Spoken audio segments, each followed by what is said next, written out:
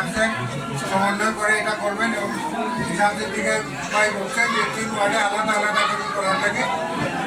আর আমি আপনাদেরকে আরেকটা অনুরোধ জানাচ্ছি, একটা অনুরোধ জানাইতেছি যে নির্বাচনকে কেন্দ্র করে নির্বাচনকে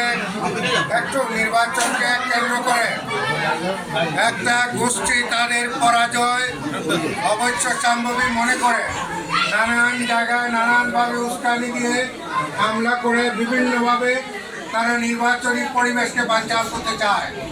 তারা চায় এই যে নির্বাচন, এই নির্বাচনের 11 দলের বিজয়কে কৌশলে, কর্মে, পরিশ্রমে, বুদ্ধিতে প্রকাশ না করে তারা এখন সংঘাতের দিকে অগ্রসর হতে চায়।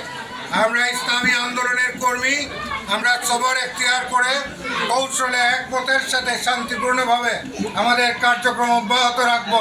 মজলুম আমরা হয়ে গেলে নেতৃবৃন্দের সিদ্ধান্ত অনুযায়ী আমরা প্রয়োজনীয় ব্যবস্থা গ্রহণ করবো ইনশাআল্লাহ। ধৈর্য ধরে কাজ করতে হবে। সবাইকে ধন্যবাদ। ভালো থাকুন, পরিশ্রম করুন। ইনশাআল্লাহ আল্লাহ তাআলা আমাদেরকে বিজয় দেবেন, কারণ আমরা সৎ এবং আল্লাহর সন্তুষ্টির লক্ষ্যে এই বাংলাদেশে একটা দুর্নীতিমুক্ত শাসন প্রতিষ্ঠার জন্য লড়াই করছি।